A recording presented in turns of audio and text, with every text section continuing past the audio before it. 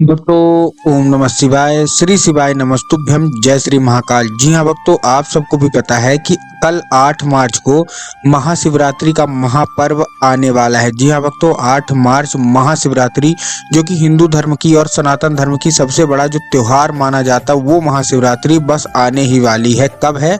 8 मार्च दिन शुक्रवार। जी हाँ भक्तों, आपके लिए बहुत ही बड़ा मौका है कि कल महाशिवरात्रि के दिन आपकी जो कोई भी इच्छा है, जो कोई मनोकामना है, जो कि वर्षों पुरानी अभी तक पूरी नहीं हुई है, सारी की सारी मनोकामना पूरी कराने का। देखिए, बहुत सारे लोगों के जीवन में अलग अलग तरह की मनोकामना रहती हैं। किसी की धन प्राप्ति की मनोकामना है, किसी की कर्जा मुक्ति की मनोकामना है, किसी की और कोई ऐसी मनोकामना है जो कि वर्षों पुरानी है लेकिन अभी तक पूरी ही नहीं हो रही है।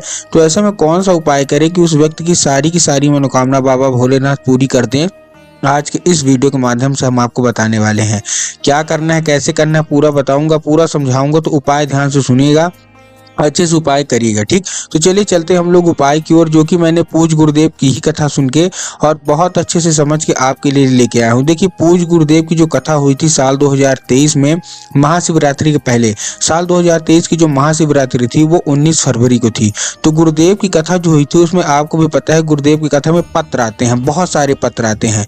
तो गुरुदेव की कथा में बहुत सारे ऐसे पत्र आए थे, जैसे गुरुदेव ने पढ़ा तो किसी की धन प्राप्ति की मनोकामना है, किसी की कर्जा मुक्ति की मनोकामना है, किसी की कोई बीमारी की मनोकामना कि गुरुदेव हमारी बीमारी नहीं ठीक हो रही है, कृपया करके कोई उपाय बता दें।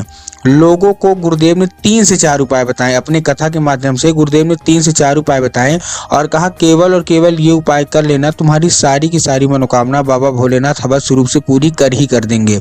लोगों ने वो उपाय किया और मात्र 1 से 1.5 महीने के बाद गुरुदेव की कथा में वापस आए, गुरुदेव को धन्यवाद कहने कि गुरुदेव, आपके द्वारा बताया गया उपाय हमने कर लिया है और हमारी जो मनोकामना थी वो 1 से 1.5 महीने के अंदर ही पूरी हो गई। आपका कोटि कोटि धन्यवाद। जब गुरुदेव के बताए गए उपाय लोगों ने किए और उनकी मनोकामना पूरी हो गई, वो लोग बहुत ही खुश थे। तो अगर आपको भी जानना है कि ऐसा कौन सा उपाय है जिसको करने मात्र से महाशिवरात्रि में मनोकामना 1 से 1.5 महीने के अंदर पूरी हो जाती है, तो आज का वीडियो आराम से देखिएगा, ध्यान से देखिएगा। देखिए, हर साल की जो महाशिवरात्रि होती है ना, वो अपने आप में खास ही होती है, लेकिन साल 2024 की जो महाशिवरात्रि है वो बहुत ही खास होने वाली है। क्यों खास होने वाली है?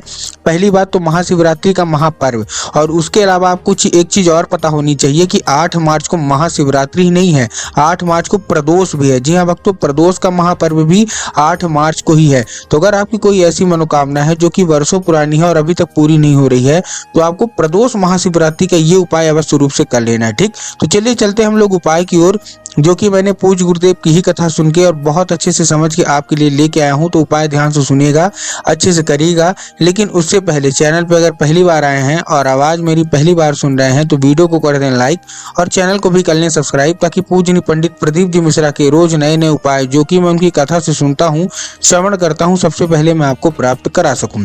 तो देखिए, जो हमारा पहला उपाय है ये मनोकामना पूर्ति का है।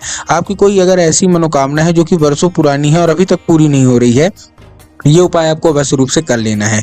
इसको कोई भी कर सकता है, महिलाएं पुरुष, कोई भी घर का कोई भी सदस्य कर सकता है। करना क्या है, आपको लेना है 1 नारियल। क्या लेना है? 1 नारियल लेना है। ठीक, नारियल आपने ले लिया। अब नारियल, देखिए सबसे बड़ा कंफ्यूजन क्या होता है कि नारियल कच्ची लें कि पकी लें। तो देखिए, आपको नारियल पकी नारियल लेना है। ठीक, नारियल आपने ले लिया।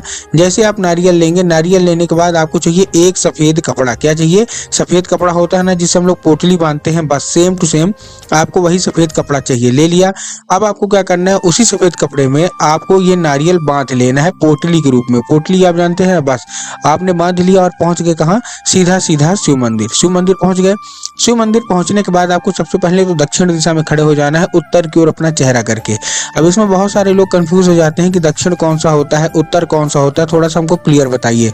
तब गुरुदेव ने उपाय बताया है और दिशा बताई है कि आप जिस भी शिव मंदिर जा रहे हैं, उस शिव मंदिर का जिधर साइड जलाधारी होगा, आप अपना चेहरा उधर करके खड़े हो जाइए। ठीक, आप खड़े हो गए। खड़े होने के बाद आपको क्या करना है, जैसे ही आप खड़े हो जाएंगे, खड़े होने के बाद बाबा का एक नाम है चंद्रमौली महादेव। कौन से? महादेव का एक बहुत ही सुंदर सा नाम है चंद्रमौली महादेव। तो आपको क्या करना है, चंद्रमौली महादेव का नाम लेके आपको क्या करना है, अर्पित कर देना है। ठीक, और आपकी जो कोई भी मनोकामना होगी जो कि वर्षों पुरानी अभी तक पूरी नहीं हो रही, सारी की सारी आपको महादेव से मांग लेनी है। ठीक, पहला उपाय हमारा ये था।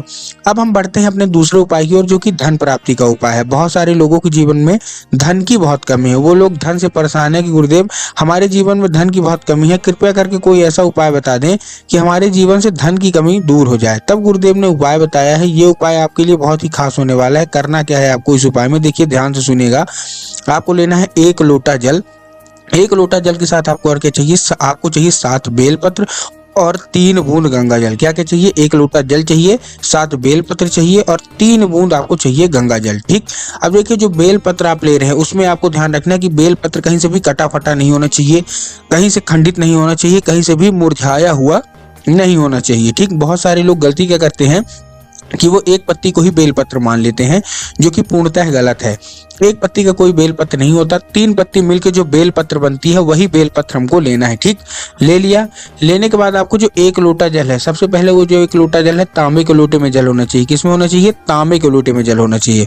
बहुत सारे लोग गलती क्या करते हैं कि वो स्टील के लोटे में ले लेते हैं। आपको स्टील के लोटे में नहीं लेना, आपको तांबे के लोटे में लेना है। ठीक, आपने ले लिया। लेने के बाद आपको क्या करना है, तांबे के लोटे में ले लिया और वो जो जल है वो आपके घर का भी होना चाहिए। इस चीज का भी आपको ध्यान रखना है। बहुत सारे लोग क्या करते हैं ना, घर से खाली लोटा लेके जाएंगे और जाके मंदिर से जल भर लेते हैं, जो कि पूर्णतः गलत है। आपको ऐसा नहीं करना, आपको अपने घर से ही जल लेके जाना है। ठीक, पहुंच गए जल लेके जाने के बाद आपको क्या करना है, जैसे आप जल लेके पहुंच जाएंगे, सबसे पहले आपको उसी दिशा में खड़े होना है, जैसा कि मैंने आपको बताया दक्षिण दिशा में खड़े होना है, उत्तर की ओर चेहरा करके। अब उसके बाद आपको क्या करना है, सबसे पहले बाबा को प्रणाम करना है। ठीक, लेकिन आपको जल कहीं और चढ़ाना है। देखिए बहुत सारे लोग गलती यही करते हैं कि 1 लोटा जल तो ले लिए, उसमें 7 आपने बेलपत्री भी डाल ली। ठीक, लेकिन जल आपको जाके शिव जी पे नहीं चढ़ाना, आपको नंदी के ऊपर चढ़ाना है। ठीक, अब नंदी पे कैसे चढ़ाएंगे, देखिए नंदी के दो पैर होते हैं, एक आगे का जो होता है वो उठा हुआ पैर होता है।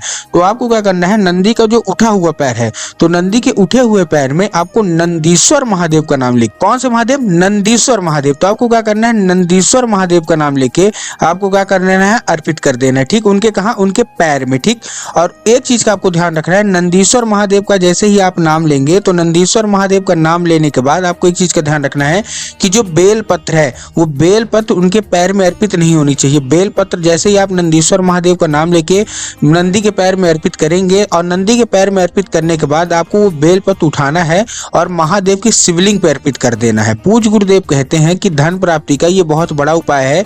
जिसके भी जीवन में धन की बहुत ज्यादा कमी है, केवल और केवल ये उपाय कर ले, उसके जीवन से सारा का सारा जो धन की कमी है वह पूर्णतः दूर हो जाएगी। ठीक, तो ये उपाय आपको अवश्य रूप से कर लेना है। तो उम्मीद करता हूँ आज की जितने भी मैंने आपको उपाय बताए, पहला आपको मनोकामना पूर्ति का उपाय बताया, दूसरा आपको ये मैं धन प्राप्ति का उपाय बताया, ये उपाय आपको अवश्य रूप से कर लेना है। आपके जीवन में जितनी भी समस्या है धन के लिए, बहुत ज्यादा कष्ट है अगर धन के लिए, माता लक्ष्मी का आगमन होता नहीं है, तो आपको ये उपाय अवश्य रूप से कर लेना है। पूज्य गुरुदेव कहते हैं मात्र 1 से 1.5 महीना ये उपाय करके देख लीजिए, आपकी सारी की सारी जो भी धन प्राप्ति की मनोकामना है सारा का सारा महादेव अवश्य रूप से पूरी कर ही कर देंगे।